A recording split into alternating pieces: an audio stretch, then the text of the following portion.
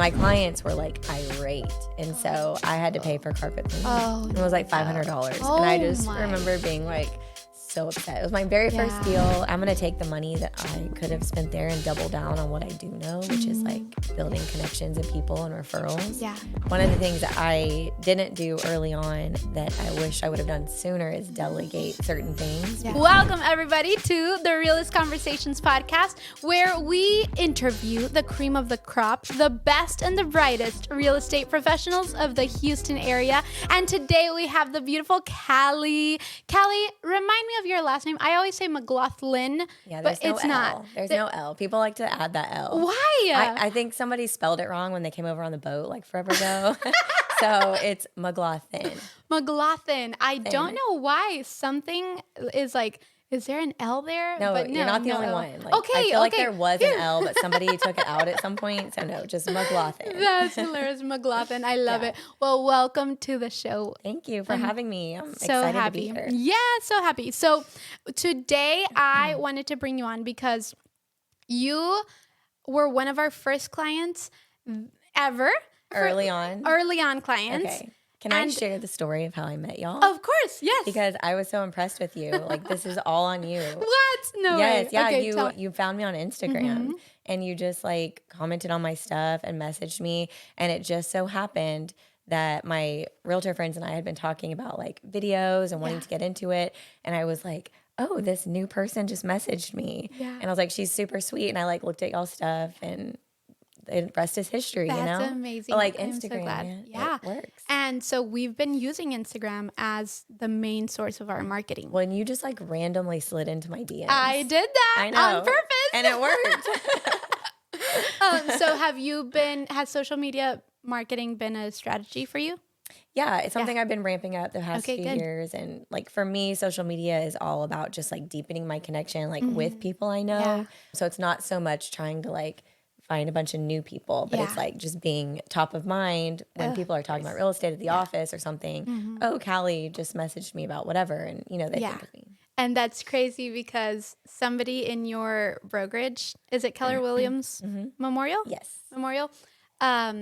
She said that she just called me on Monday and we've been targeting her. We've been commenting, we've been engaging. And I tell Ro, like, we have to do it authentically, like not just a little like or like truly bring value to their posts so that it could get more traction on the feed and they can feel like, wow, this person has something to contribute. They're not just like fire emoji, you know? Yeah, exactly. Did you come up with all of this or did you like take a class? No, absolutely not. I've been consuming and learning about how to do social media Well, I'm just marketing. so impressed because like you slid into my DMs and then I referred you to like several friends. Yes. And then they referred you. So it's just been like a trickle. Amazing. So Carlee was sitting by somebody in a meeting that you guys had. Yeah. She mentioned like, hey, who do y'all use? Whatever. Because she's also kind of in that. Like I want to elevate in some way in video and whatever photos. Did you know that's my word for the year? Oh, I love Elevate. it. I Oh know. my gosh. And That's you on just our said website. Well, Elevate. that's my word. I'm everything I want to do. I'm we elevating. are going to elevate you I this love it. year. Yeah. Or we're going to partner with you. Yeah, I love it. Yes, I love it. Okay, so she called me. She said, I asked her, how did you hear about us? Because that's something that I'm trying to track a little better. Absolutely. Like, where are our clients coming from? What's working? Where do we put our money, our time into? Yeah. And she said, well, I've seen you commenting on my stuff and liking my stuff. But Carlee from our team or from the brokerage, I was sitting by her and she mentioned you guys. So it's like... It's a combination. Yes, it's Absolutely. a combination of things. Because that referrals are always the strongest, right? Yes. Forms because it already comes with trust, all that stuff. But then you just being there and being at the top of their mind, just being in their circle, they start to know about you without you like going to a coffee meeting and telling them all about look at this video we just made. Because like your marketing wasn't just like, oh, look at this video shoot I did, just listed, just sold. It was really just like a connection with me. Yeah. And I felt that. And then I was like, oh, I'll give them a try. Yes. And of course, obviously was like very pleased. Yes. I'm so glad. Glad. So it definitely works. And that's what we're pushing out. And and helping our clients, educating them a little bit more on social media marketing, because real estate is all about the knowing, the liking, and the trusting. And social media makes it so easy. Yes. Especially for a real estate agent that has so many content ideas that they can use. They have beautiful homes that they can portray. They're like the ideal person to be on social media. Absolutely. So yeah, but I think it's important. Like I was actually we had a little team meeting about that this week, but that social media, sometimes I feel like because I enjoy it, it's like a creative outlet for me. Okay. I can get I know, stuck I've been seeing those little yes, posts. I love them. I know. I get stuck spending like so much time working on that. But I think it's like really important to remember that it's a piece of your marketing puzzle. Yes. It shouldn't be like you're all the time, like, because like your Absolutely. example, the social media supplemented the referral Yeah. that somebody talked about. So it's like really connecting to the people outside of just social media. For sure. If you just focus on doing social media and you're just posting and commenting, and hopefully you're writing down notes on the side on a sheet on your CRM of who you're targeting, of who you're making those connections with. I keep saying targeting, which seems a bit like harsh and transactional. Maybe making connections seems a little more emotional, mindful of. I am definitely mindful of certain people on social media too. Yeah. Like my teammate and I were just talking about it this week. She was like, we are just talking about a potential, new business opportunity, new person. And she was like, yeah, I've been commenting on everything she does. I'm like, keep it up, girl. Yeah. Like you like care about her, but like comment on course. everything. Like just be in her world, For sure. And so, but if you're all about the social media and you forget the appointment, the listing appointment, and you forget, what else do you guys do? Well, it's also, I mean, like calling people, like having lunches with people. This January, our focus has been sending out CMAs to like all of our past clients. So we've been calling them like home equity checks. Yeah. So we're just doing like home equity checks for all of our people and sending out emails, like doing monthly emails, sending out mailers. Yeah. So it's really, you're hitting people from a bunch of different avenues. I love that. And that's good for the prospecting and the marketing side of things.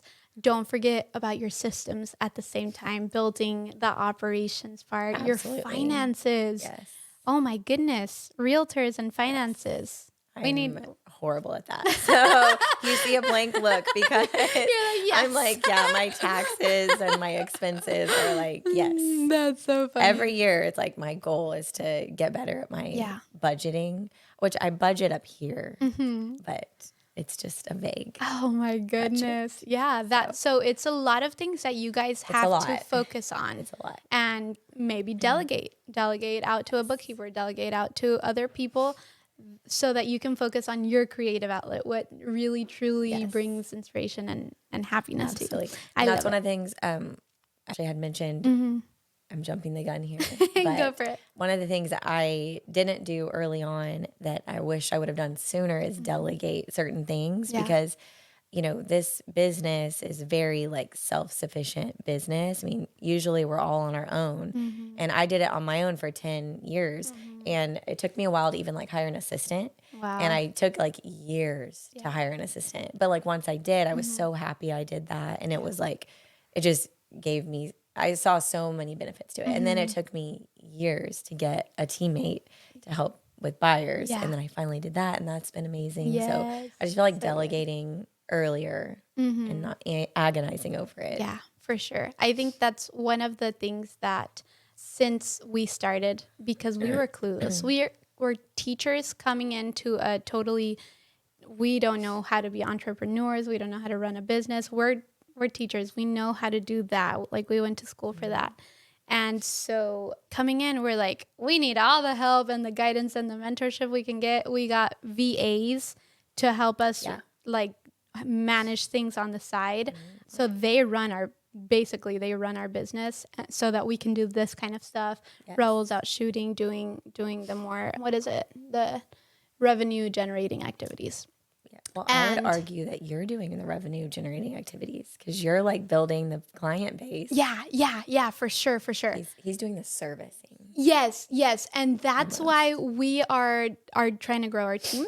Yeah. Because we can service you guys so much more. Like, for example, whenever he's home, and we just have Joy or we have James, a new photographer, out, then he is able to answer our clients, like if they need a revision, if something happened, if the videos, like he is able to be on it and service our clients so much faster than if he's out on the field. Yeah. He's like, okay, wait a few hours because I have to come back absolutely. for that. So I know. I feel like I ran into that too. And, like we were talking about balance earlier, like when it was just me and I, was too prideful to ask for help. yeah. I was just like, burning the rubber at both ends. And it really was like wearing on me, my family, everything. So Yeah.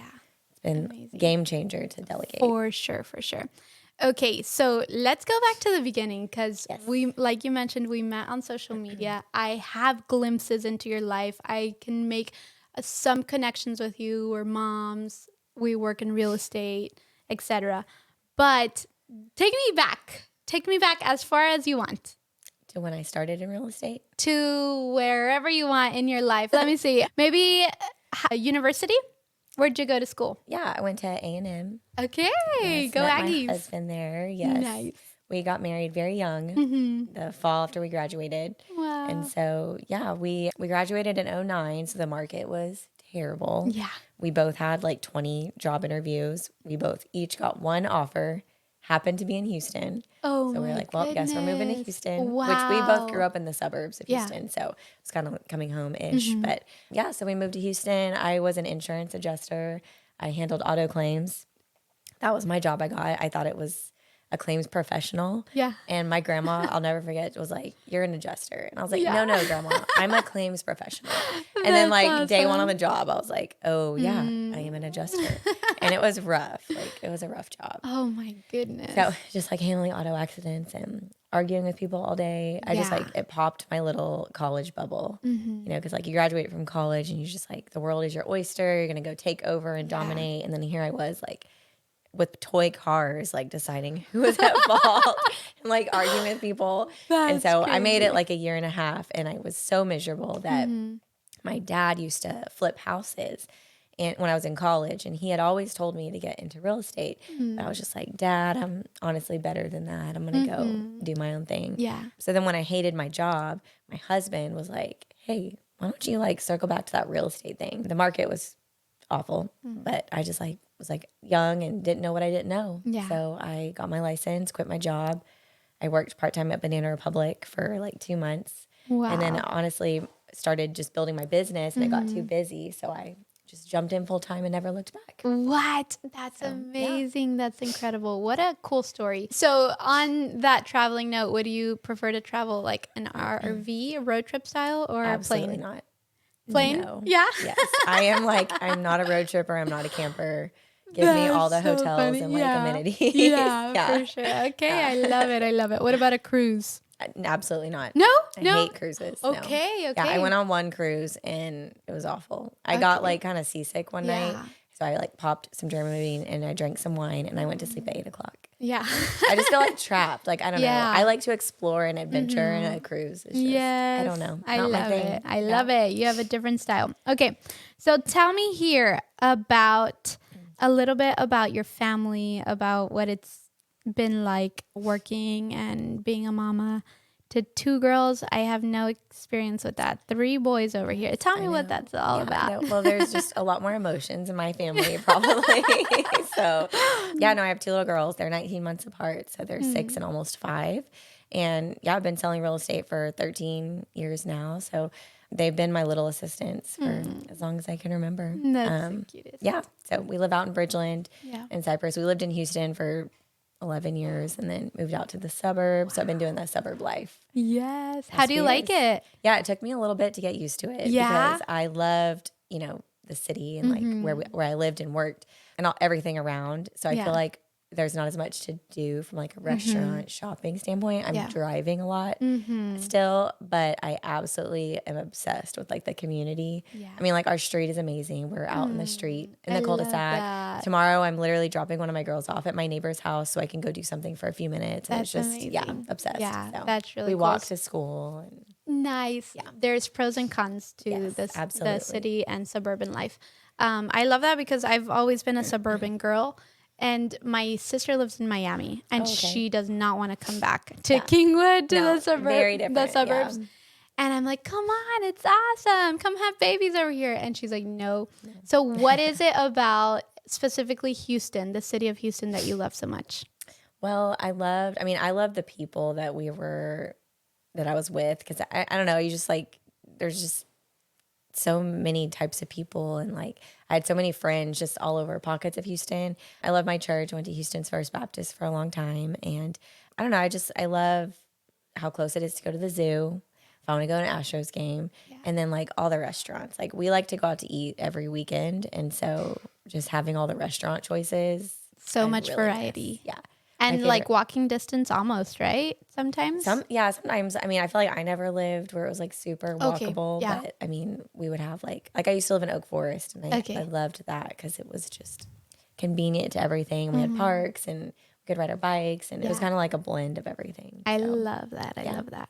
That's so cool. That's a good way for me to kind of picture it, because I'm like, the city, how could we live in the city? I will say, when I go back now, the traffic and the amount of people is a little bit overwhelming. Yeah. Because that is very different, out in the suburbs. So. Okay. Yeah. Awesome. Okay. That's good to keep in mind. So tell me, we are starting 2024 for all of you guys listening. We're in January 31st, 2024. Tell me about your goals for this year. The first month of the year is gone. Crazy. How? I know, but I also feel like January is the longest month of the year. Oh my goodness. Tell me. Dragged on. For Yeah. My goals for the year? Yeah. Yeah, so I'm a big dreamer, and most Januaries I will take a day, I'll go sit at a coffee shop with my AirPods and just dream about the year. But a lot of times I find that I like set all these big goals and then I like don't follow through with them. So what I've done the past few years is I pick a word for my business and a word for my personal life. And then I just kind of think like, what do I really want to do that year? And then kind of what my goals are under that, I'll support my word. So my business word for the year that we were talking about is elevate. So this year we're just really looking to elevate like our brand and our client experience. And so we're getting a new website. We're actually about to roll it out, which I'm so pumped about. You guys helped with it. Can't wait for y'all to see it all. And then we're just like doing like little special things for clients and just new marketing materials and things like that. So all of that's underneath our elevate goal. And then my personal goal is intentional. So I'm just trying to I want to be present where I'm at this year, and then just really go deeper. Like I don't want to go wide. I want to go deeper this year with like my relationships and family and just all the things. Wow, I love that. And are you doing any like tactical things to help you get to those goals? I love that question. Yeah. So, I mean, okay, example number one, I listened to a podcast this week and he was talking about goal setting. And he was like, sometimes when you set goals, if you can turn them into a game, you'll more likely to do it. And I love a challenge and I love a game. And so going deeper, I decided this month or whatever, I just started it this week, but to be more intentional with my friends, it's because he was like, if you want to be a better friend, he was like, then write a list of 30 friends and encourage one every single day. And it's kind of like a game where you're like, I'm going to encourage somebody, but also at the end of the day, you'll be a better friend. So I made a list of 30 people and I've started my encouragement. So I'm encouraging somebody just like every day. Yes, so. That's amazing. Yeah, for sure. Yeah, so that's one example of like personal. And then like I was telling you with my girls, I'm really trying to like set boundaries with people like, hey, from 4 to 8, I'm going to be a little out of pocket, and I'm just trying to like set my phone down a little bit more. I love that. I recently heard that having your phone, like just having it, like right now I had it close to me, it can make somebody else feel like that's the most important thing because it's next to them. And I do this way too much with my husband, with the kids. Yeah. Like I take it from room to room. Oh, I do that too. Yeah. Eventually I'll fall out and I'll forget the advice and that I'm trying to be better, and then I'll keep my phone everywhere. But like for the moment, it just reminds me like, hey, my kids are the most important right now. Like put that phone, and they can tell. You can tell their behavior changes. They can. Well, I feel like, I mean, it takes 2-3 weeks to make, I don't know what the stat is.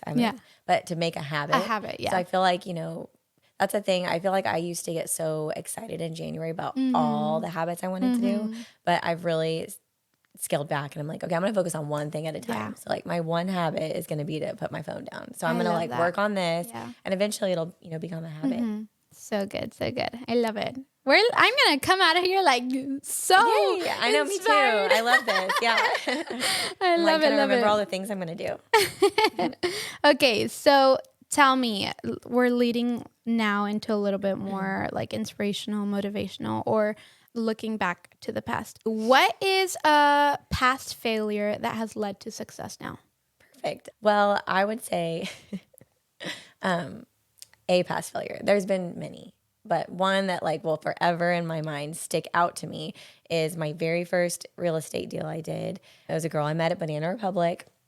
So I didn't like know her that well. We went through our walkthrough and we had written in the contract for the house to be professionally cleaned. And then at our walkthrough, the carpets were disgusting. And my people were just like, well, we had it professionally cleaned. Nobody had communicated to me this meant carpets, but I guess they just assumed it meant carpets. Oh So then my I like goodness. panicked and called my broker and he was like, yeah, professional cleaning doesn't include carpets. If you want carpets, you have to say carpet cleaning. Yes. And my clients were like irate. And so I had to pay for carpet cleaning. Oh, And it was like $500. Oh and I just my remember being like so upset. It was my very first Yeah. deal. And then $500 was like a big amount. But I can tell you, I have never forgotten that carpet question on any other deal. Good. Okay, so really quickly, on a first deal like that, what do you recommend for a new agent to do in situations where it's your first deal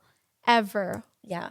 Top tips. I sat down. I had like my mentor. She sat down and like wrote the offer with me. Okay. So she like walked me through it, which I feel like you absolutely have to have. So yeah, she walked me through it, and we talked about professional cleaning. I mean, I just like never thought that carpets would be such a big deal. Yeah. But apparently they are. For sure.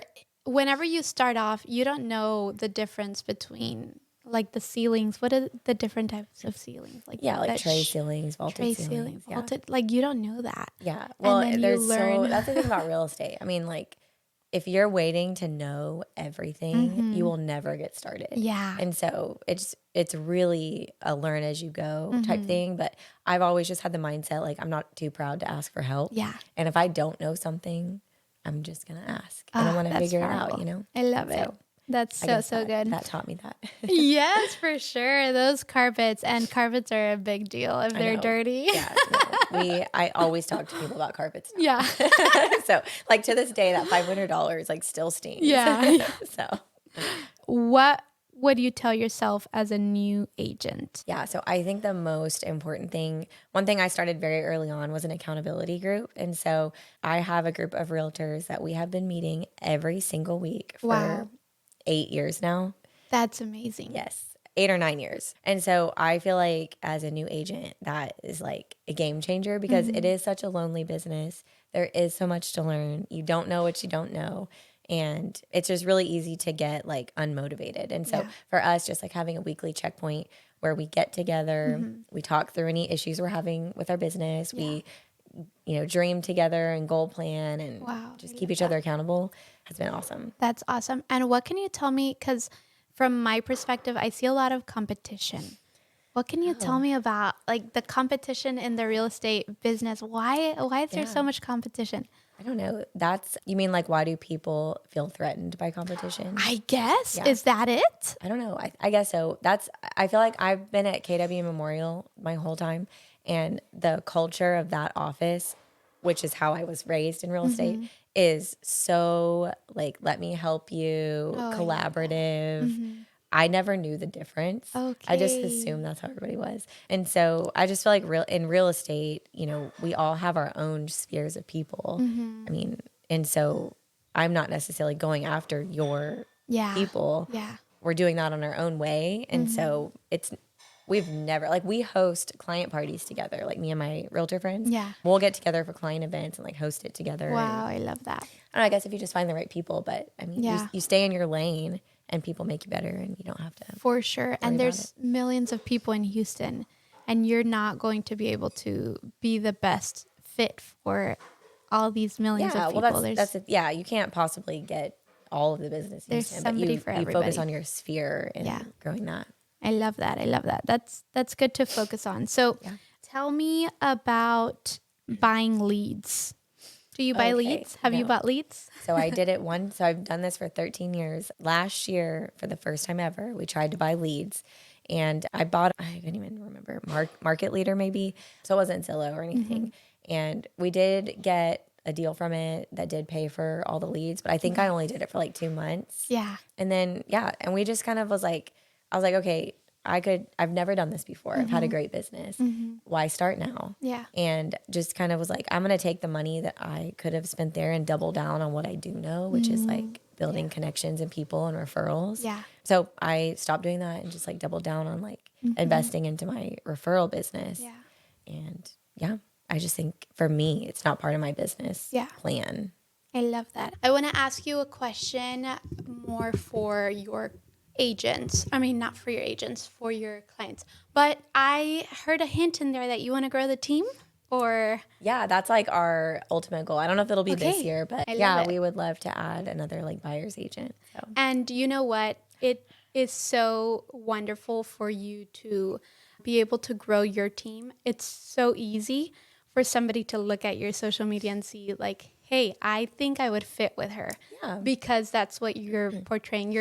Your business card, right? On your social media tells me who you are. You're giving me hints of how you work, and I think it would be really easy for somebody from the outside looking in to be able to see, hey, Callee, I would love to work for Callee. Perfect. Well, thank you. Yeah. I joined a social media club, if you will, the Modern Agent Social Club last year. And so that's been really helpful because, like I said, Instagram's like a creative outlet. I love doing like reels and video and all that kind of stuff. So it's been nice just to help take some of the brain power out of some of it. For sure. And the whole premise behind that is just to really like incorporate your brand and who you are into your marketing. And so like be who you are. So it's like super authentic. I am a girl mom. So you're going to see a lot of like girl mom life on my feed.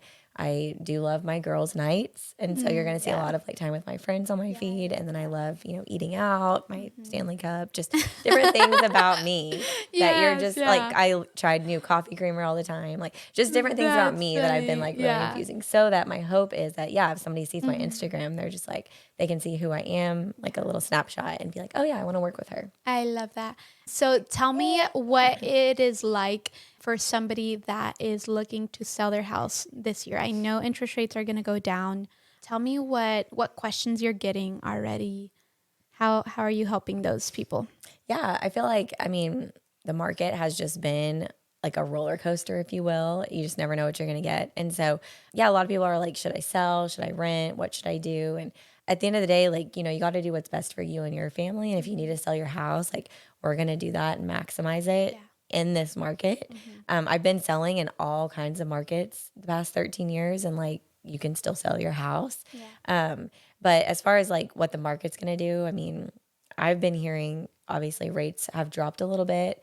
Mortgage applications have gone up every single week this month. So you're having like more and more buyers enter the market. Okay. And I am seeing that, on our listings, we're getting a lot of showings and things like that.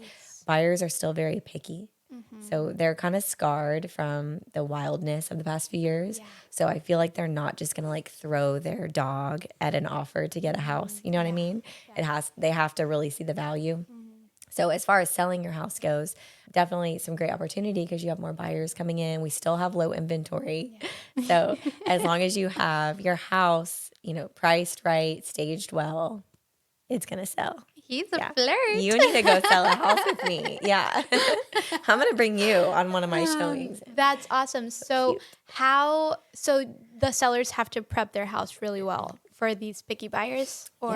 Yes, I'm very particular about getting houses prepped. My clients, I actually just saw one of my past clients and she was laughing at me because when they called me in, they thought they had done everything for their house. And I walked in and like had this, you need to do this, move that, and all that stuff. And they were like, what? But like we sold their house like, day 2 on the market. Wow. And she still talks about that because she's like, well, just, yes, ma'am, listen to you, whatever you say, like, we'll get it ready. I made one client out, they had a bookshelf right when you walked in.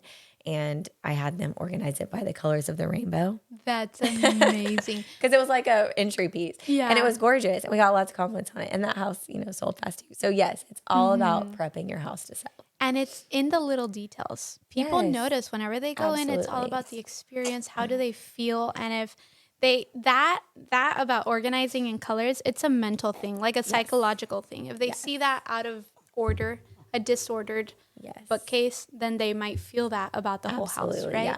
Yeah. You want to evoke a certain feeling. Yeah. Because that's when because it's a home. It's not just a house, that you're selling. Yeah. So it's all about the lifestyle. Have you ever gotten pushback from sellers on your pickiness? I'm trying to think about my pick. Yeah, I have a little bit. And not really, though. No, I'm like trying to think. I'm good. like, not really. I mean, I feel like 'Cause you're- I'm not unreasonable. It's like, I'm not going to like make you go. And a lot of times they'll have things on their list that I'm like, you don't need to do that. You know, like, don't worry about that. So it's really like maximizing your effort when you're selling your house, like putting it into the right things. And it absolutely shows in the marketing that you do afterwards with the photos, with the beautiful videos. One of your videos are the ones that we showcase the most because the homes are so nicely prepped. And we pride ourselves in showing off Callie's work. Oh, I love that. Yeah, thank you. That's why we're a good team, I guess. But I always like get to an appointment. I try to before you guys just to like do a walk and make sure everything's good. Because I'm very particular about I want the house to look well too, online. Yeah, for sure. So I love it. I love it. The buyer looks online like 95% of the time first. So that first impression makes a big deal. And you're like you said, you're evoking that emotional connection through photos and videos, which I love the lifestyle video because you're really able to capture living in the home and what it's like. So, I love it. I love it. Well, it has been an absolute pleasure having you here, Callee. Thank you for joining us on another episode of the Realist Conversations podcast. Tune in to listen to more goodies later on. And some more goodies are coming out here. Lots of goodies. Do you hear? Thank you for having me. This was so fun. We could talk, I feel like, all day. Thank you.